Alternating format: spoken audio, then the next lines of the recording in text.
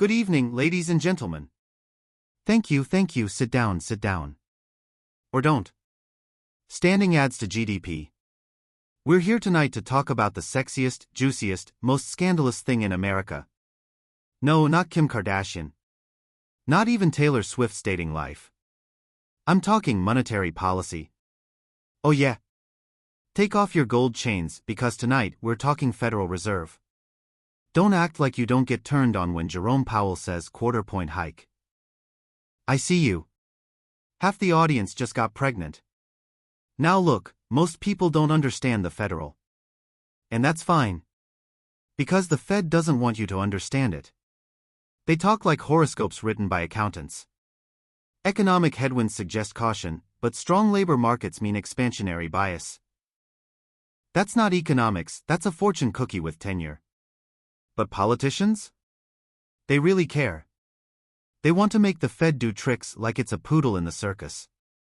Nixon, Trump, they all tried. Every president wants to be the DJ of the economy, yeah, turn those rates down, pump up the growth, play free bird. But the thing is, when politicians DJ, the party always ends with the cops at the door. And the neighbors are stagflation, recession, and one really pissed off China. Let's start in the 1970s. Richard Nixon. The man, the myth, the 5 o'clock shadow.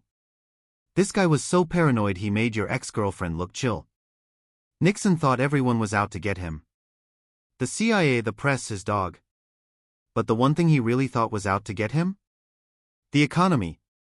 He wanted to win re-election in '72. And he figured, hey, if the economy feels good, voters feel good. And if voters feel good, they re-elect the guy who looks like he hasn't pooped in 6 years. So Nixon goes to Arthur Burns, the Fed chair, and basically says, Arthur, buddy, listen. I need you to lower rates, print money, goose this economy. Make it look sexy until November. After that, who cares if it collapses? I'll be in office, baby. And Burns, poor Arthur Burns, he caves. He turns on the money printer like a frat kid turning on a beer keg. Rates down, spending up, economy booming. Nixon wins re-election in a landslide. He's doing the victory dance, 2 peace signs in the air, sweating like Elvis in polyester. But then, 1973 hits. The hangover. Stagflation. Oil crisis. Prices climbing faster than Nixon's blood pressure at a press conference. Inflation hits double digits. The economy's like, bro, what did you put in my drink last night? So yeah. Nixon got his victory. But the cost?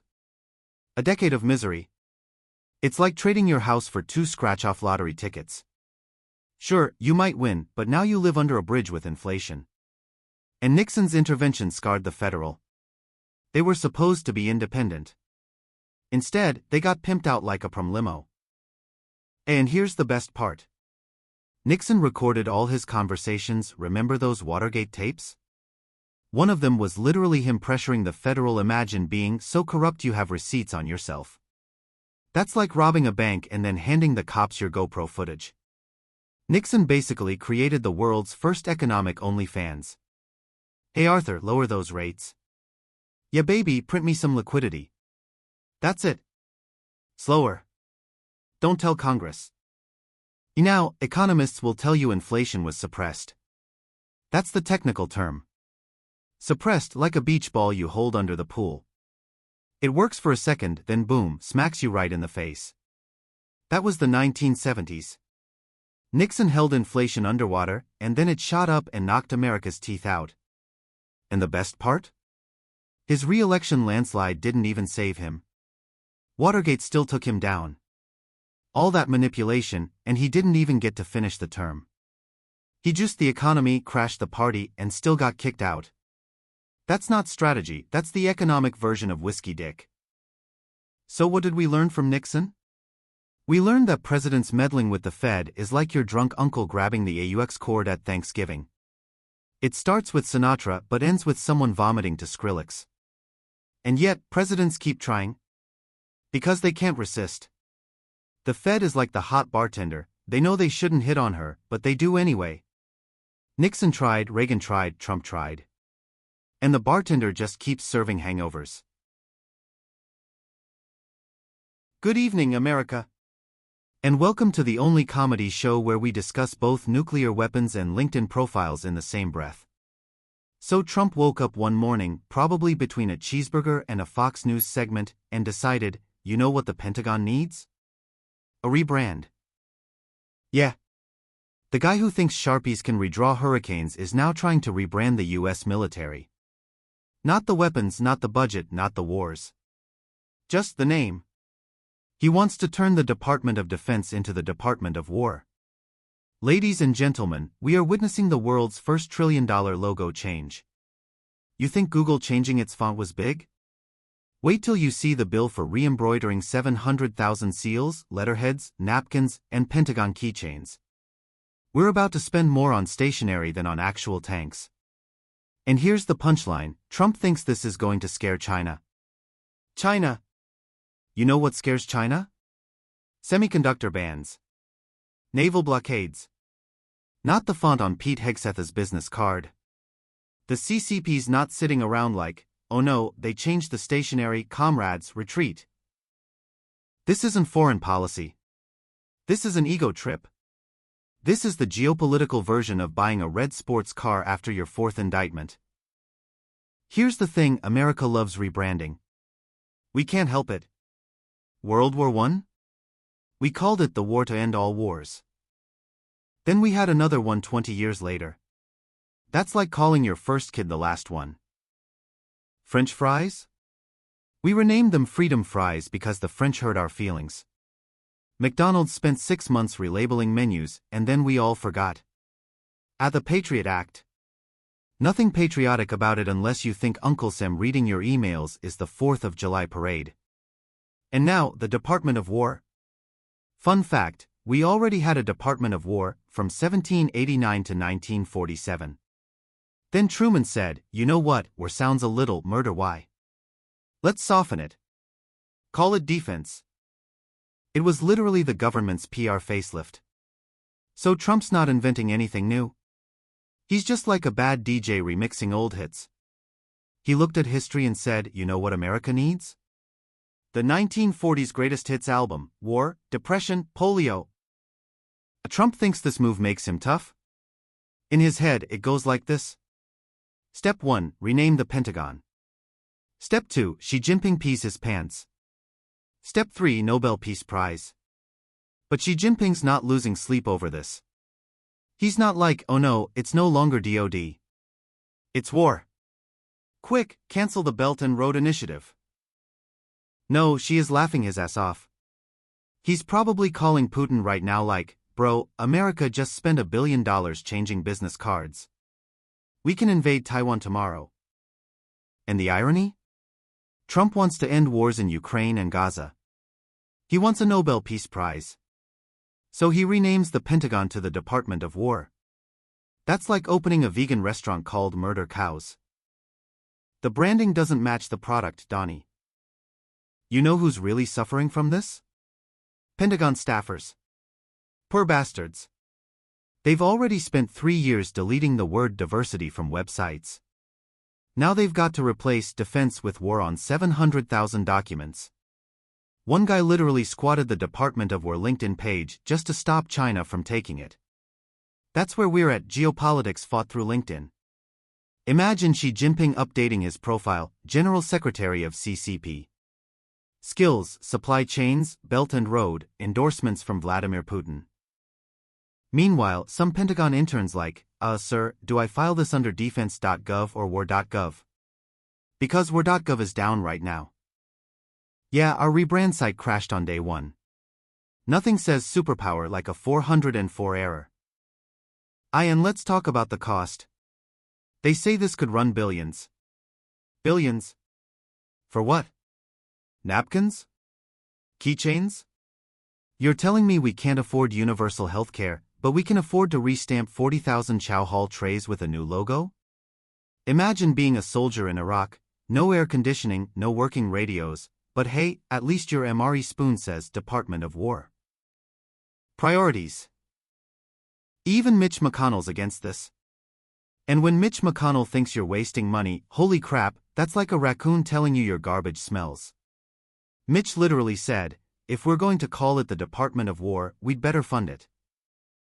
Translation, don't just buy the sports car, actually fill the gas tank. Otherwise you've just got a Ferrari with no engine, which, come to think of it, is the perfect metaphor for Trump's entire presidency. Democrats are roasting him too. Jeanne Shaheen said this whole thing is just a distraction. And she's right. Because nothing screams commander-in-chief like spending 3 weeks debating napkin embroidery while your troops are in 2 proxy wars. It's like the house is on fire and Trump's like, quick, repaint the mailbox. So here's where it gets dangerous. Our allies are confused, our enemies are laughing, and the branding makes us look like psychos. You know what NATO hears when we say Department of War? They don't think, oh, America's strong. They think, oh God, America's drunk again. Our allies want stability. They want boring. They want spreadsheets and acronyms. Not a president holding up a hat that says, make war great again. Ladies and gentlemen, good evening. Welcome to the only show where we mix tech, politics, and economic policy, and somehow still make you laugh before crying. So, the European Union decided to fine Google 2.95 billion euros. That's right, nearly 3 billion euros. And you know who responded immediately? Our fearless leader, President Donald J. Trump. Now, the EU says Google violated anti-monopoly laws. And Trump says, discriminatory. Unfair. Un-American. Let me get this straight. The EU fines a company for breaking the law, and the President of the United States threatens more tariffs? That's like someone yelling at a teacher because the kid got detention, and the parent says, I'll call the principal and fine the school. And it gets better. Trump went on Truth Social, which is basically Facebook for people who think the Constitution is a suggestion. He said, as I've said before, my administration will not allow these discriminatory actions to stand. Yes, discriminatory. Against a company that literally has a monopoly on search. Yeah, Google's doing great, and apparently, America's job is to protect them from European bureaucrats who don't know how to have fun. You have to love the culture clash here. On one side, you have the EU, polite, slow, and obsessed with paperwork. On the other side, you have Trump, brash, loud, and obsessed with golf. The EU fines Google 2.95 billion euros, and Trump is like, this is unfair. I've gone to my lawyers. They said Google did nothing wrong. Wait, hold on. He asked lawyers if Google did anything wrong? That's like asking your toddler if they put crayons in the DVD player. And the toddler goes, no, I'm making modern art. And then Trump threatens tariffs. Tariffs? He's basically saying, Europe, if you punish my friends at Google, I'll punish your wine, cheese, and tiny cars. And maybe your chocolate. Especially your chocolate. Imagine the EU meeting. Ursula von der Leyen sitting there like, we gave them a fine for monopoly abuse. And Trump, excuse me, we're going to impose tariffs on your entire continent. And also your pasta. And that's just the beginning. But here's my favorite part. Trump hosted a dinner with Google executives Sundar Pichai, Sergey Brin, all of them. And at the dinner, Trump congratulates them for avoiding a breakup. Can you imagine that table? They're sitting across from the guy who wants to rename the Pentagon the Department of War, and he's like, I just want to say, good job, Google. You're free. Don't worry, the EU's not going to destroy you. Pichai is probably thinking, sir, can we talk about why you're tweeting tariffs in the middle of dinner? And Trump's like, relax, Sundar. Nobody knows tech better than me. I have the best tech brain. People are always saying, Donald, your tech brain is tremendous. Meanwhile, Sergey Brin just wants a sip of water that doesn't taste like champagne from a gold-plated flute. Here's Trump's logic. The EU fines Google, he threatens tariffs, and the company says, we'll appeal. Trump sees that and thinks we must escalate. Threaten the entire European economy. Protect American genius. Yes, because nothing says protection like forcing your citizens to pay more for French wine and German cars. Brilliant. Absolutely brilliant. And Vice President J.D. Vance is backing him. Vance, the man who writes about tech and capitalism, is sitting there like, yes, boss, this is how you protect free speech and U.S. ingenuity, by imposing more tariffs on innocent European citizens. I love that line. We cannot let this happen to brilliant and unprecedented American ingenuity. Ingenuity. Not Google's profits. Not billion-dollar advertising contracts. Ingenuity. Because in America, if a company is big enough, it's practically sacred. Trump even threatens a Section 301 investigation. For those who don't know, that's a rarely used part of trade law that lets the president slap restrictions on a country if it's unjustifiable. So basically he's saying, Europe, you unjustifiably fined Google. Now America will unjustifiably fine you back. It's the legislative version of, you hit my kid, I'll hit your kid, and then maybe throw a tantrum at the principal's office. The funniest part? Trump is furious about fines, but his administration already has massive legal entanglements with Google in the U.S. The Justice Department found Google had an illegal monopoly on online advertising. Imagine this scenario. U.S. court, Google monopoly. Breakup needed. Trump, we can't do that. This is unfair. EU, Google monopoly. €2.95 billion fine. Trump, unfair. Discriminatory. Tariffs incoming. He's basically cheering on Google for breaking U.S. law while punishing Europe for enforcing their law. It's like saying, it's okay to steal candy from your baby brother, but if your neighbor takes one piece, I'll sue them. Now, think about the international optics. The EU sees this and thinks, the US is insane. Canada sees it and says, we'll just quietly buy more maple syrup. China laughs, Russia laughs, and North Korea is like, do we get a trade deal too? Meanwhile, US citizens? Confused. Everyone's confused. I'm confused. I don't even know if we're in a trade war, a comedy show, or the world's worst episode of Shark Tank. And the EU, bless their hearts, they're calm and slow. They don't tweet tariffs at 3 a.m. They draft a 600-page report, send it to 27 countries, argue in 6 languages, and then finally impose a €2.95 billion fine. Europe, we politely enforce monopoly laws. Trump, that's illegal. We're going to retaliate. Bigly. It's like yelling at a snail for not moving fast enough.